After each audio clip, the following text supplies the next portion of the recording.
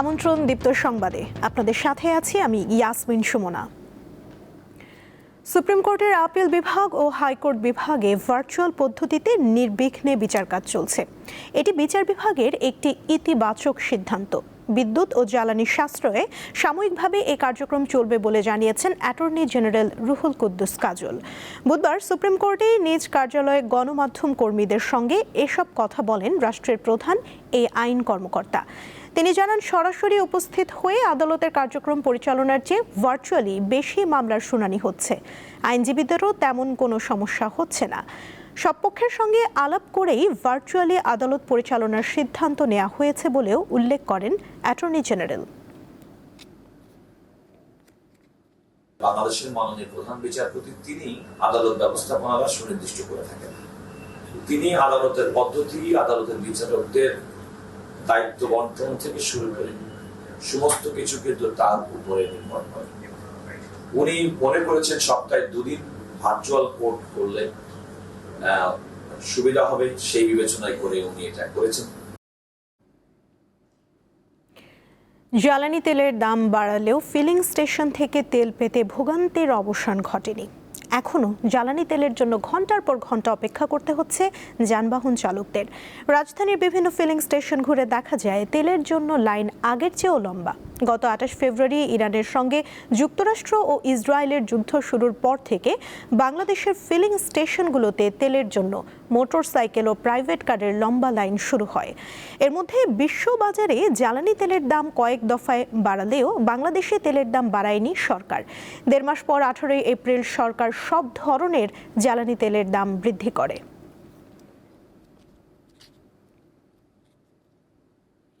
গভর্নমেন্টকে একটা জিনিস বলতে চাই, আপনারা সঠিক জিনিসকে আমাদেরকে জানান। আপনি যখন তেলের দাম বাড়ান নাই তখন একই লাইন, এখন বাড়াইছেন একই লাইন, তার মানে আপনার অন্য কোথাও সমস্যা, আপনার সিস্টেমের সমস্যা। তেল কখন দেবো তারও কোনো নির্দিষ্ট কোনো ঠিক নাই। শুনছি যে সন্ধ্যা বা 3টা-4টা বাজবে দিতে আর কি। সরকার বলতেছে তেলের কোনো অভাব নাই, সংকট নাই, 2-3 মাসের রিজার্ভ আছে। এখন সেই রিজার্ভটা কোথায়? সরকারের আনুষ্ঠানিক সিদ্ধান্ত না আসা পর্যন্ত দেশের কোথাও বাস ভাড়া বৃদ্ধি না করার নির্দেশনা দিয়েছে বাংলাদেশ সড়ক পরিবহন মালিক সমিতি। মঙ্গলবার সংগঠনের মহাসচিব সাইফুল আলম এক সংবাদ বিজ্ঞপ্তিতে এই সিদ্ধান্তের কথা জানান। বিজ্ঞপ্তিতে বলা হয়, সকল পরিবহন মালিককে বিদ্যমান ভাড়ার চার্ট অনুসরণ করতে হবে এবং সরকারের পক্ষ থেকে ভাড়া বৃদ্ধির কোনো প্রজ্ঞাপন জারি না হওয়া পর্যন্ত যাত্রীদের কাছ থেকে বর্তমান হারের চেয়ে বেশি ভাড়া আদায় করা যাবে না। বিজ্ঞপ্তিতে আরও বলা হয়, পরিবহন খাত বর্তমানে ক্রমবর্ধমান আর্থিক চাপের মুখে রয়েছে। এই পরিস্থিতিতে পরিবহন খাতের স্থিতিশীলতা বজায় রাখতে সরকারের প্রতি জ্বালানির দাম ও রক্ষণাবেক্ষণ খরচের সঙ্গে সামঞ্জস্য রেখে দ্রুত ও যৌক্তিকভাবে ভাড়া পুনর্নির্ধারণ করতে আহ্বান জানান পরিবহন নেতারা।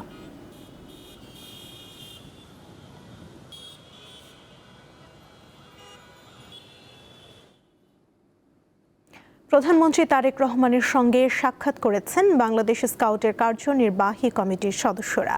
বুধবার সচিবালয়ের মন্ত্রিপরিষদ বিভাগে প্রধানমন্ত্রীর বিশেষ সভাকক্ষে এই সাক্ষাৎ অনুষ্ঠিত হয়। এ সময় উপস্থিত ছিলেন শিক্ষামন্ত্রী আনোয়ার এহসানুল হক মিলন এবং প্রধানমন্ত্রীর উপদেষ্টা ও কার্যালয়ের মুখপাত্র মাহদি আমিন। প্রধানমন্ত্রীর ডেপুটি প্রেস সচিব জাহিদুল ইসলাম রনি এই তথ্য জানিয়েছেন। পাবনায় দুর্বৃত্তদের গুলিতে আহত হয়েছেন ওসি সহ পুলিশের 5 জন সদস্য। গত মধ্যরাতে পদ্মা নদীতে এই ঘটনা ঘটে। পুলিশ জানায়, লক্ষ্মীকুণ্ডা নৌফারির একটি দল পদ্মা নদীর হরিপুর এলাকায় পৌঁছালে সন্ত্রাসীরা তাদের লক্ষ্য করে গুলি ছোড়ে। পুলিশও আত্মরক্ষার্থে পাল্টা গুলি চালালে উভয় পক্ষের মধ্যে বেশ কিছুক্ষণ গোলাগুলি চলে। এ সময় সন্ত্রাসীদের গুলিতে নৌফারির 5 জন সদস্য আহত হন। পরে তাদের উদ্ধার করে পাবনা সদর হাসপাতালে ভর্তি করা হয়। আহতদের মধ্যে একজনের অবস্থা আশঙ্কাজনক হওয়ায় তাকে উন্নত চিকিৎসার জন্য রাজশাহী মেডিকেল কলেজ হাসপাতালে পাঠানো হয়েছে। বাকিরা পাবনা সদর হাসপাতালে চিকিৎসাধীন রয়েছেন। জড়িতদের শনাক্ত ও গ্রেফতারে অভিযান চলছে বলে জানিয়েছে পুলিশ। এ বিষয়ে জানাতে পাবনা থেকে আমাদের সঙ্গে যুক্ত আছেন সহকর্মী আরিফ আহমেদ সিদ্দিকী। কথা বলবো তার সঙ্গে। আরিফ, আহত পুলিশ সদস্যদের এখন কি অবস্থার, অপরাধীদের গ্রেফতারে কতটা অগ্রগতি হয়েছে, বিস্তারিত জানাবেন।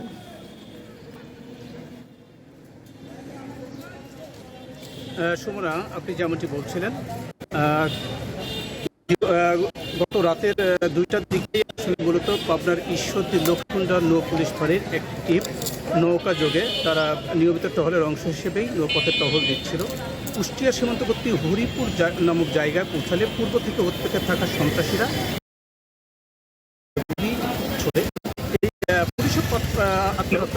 গুলিতে পুলিশের ওসি সহ 5 পুলিশ সদস্য এবং নৌকার মাঝি আহত হয়। সকালে পুলিশ এবং স্থানীয়দের সহায়তায় তাদেরকে পাবনা সদর হাসপাতালে ভর্তি করা হয়। চিকিৎসারত অবস্থায় একজনের অবস্থা একটু গুরুতর হয়, তাকে উন্নত চিকিৎসার জন্য রাজশাহী মেডিকেল কলেজ হাসপাতালে স্থানান্তর করা হয়েছে।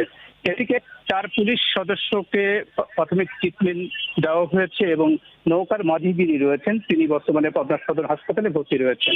এ বিষয়ে আমরা কর্তব্যরত ডক্টরের সঙ্গেও কথা বলেছিলাম। তারা যে বিষয়টি জানিয়েছেন যে 2 জনের শরীর থেকে বুলেট এবং বাকি 2 জনের শরীরে যে আঘাত ছিল সেগুলো তাদেরকে চিকিৎসা দেওয়া হয়েছে। আর নৌকার মাঝি তুহিন মোল্লা উনি বর্তমানে হাসপাতালে চিকিৎসাধীন রয়েছে। এছাড়া পুলিশের ঊর্ধ্বতন কর্মকর্তারা ঘটনাস্থল এবং হাসপাতাল পরিদর্শন করেছেন। পুলিশের ঊর্ধ্বতন কর্মকর্তারা আমাদেরকে যেটি জানিয়েছেন তারা এই বিষয় নিয়ে খুব গুরুত্বের সঙ্গে কাজ করছেন এবং তারা কেন এই ঘটনা ঘটিয়েছে সে বিষয়টি তারা অনুসন্ধান চালাচ্ছেন। সুমনা, এ ছিল সবশেষ আমার কাছে তথ্য।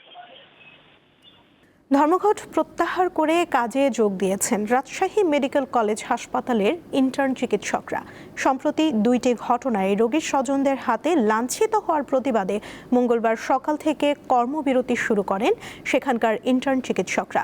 ওই ঘটনায় দোষীদের দৃষ্টান্তমূলক শাস্তির দাবি জানান তারা। পরে সন্ধ্যায় হাসপাতাল কর্তৃপক্ষ আন্দোলনকারীদের দাবি মেনে নেয়ার আশ্বাস দিলে ইন্টার্ন চিকিৎসকরা কাজে ফেরেন।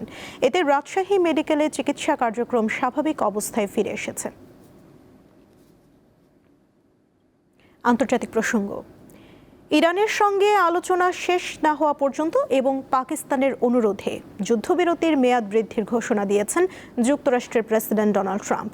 তবে ইরানের বন্দরগুলোতে অবরোধ অব্যাহত থাকবে বলেও জানান তিনি। সামাজিক যোগাযোগ মাধ্যমে দেয়া বিবৃতিতে এ তথ্য জানান ট্রাম্প। এ বিষয়ে তাৎক্ষণিকভাবে কোনো প্রতিক্রিয়া জানায়নি ইরান। এদিকে ইরানের বিরুদ্ধে যুদ্ধে নিজেদের শক্তিশালী প্যাট্রিয়ট ক্ষেপণাস্ত্র ব্যবস্থার প্রায় অর্ধেক ইন্টারসেপ্টর বা ক্ষেপণাস্ত্র প্রতিরোধক ব্যবহার করে ফেলেছে যুক্তরাষ্ট্রের সামরিক বাহিনী।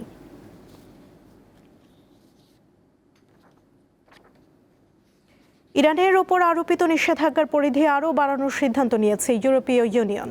এই নতুন পদক্ষেপের লক্ষ্য হল হরমুজ প্রণালী অবরোধের সঙ্গে জড়িত যে কোনো ব্যক্তি বা পক্ষকে শাস্তির আওতায় নিয়ে আসা।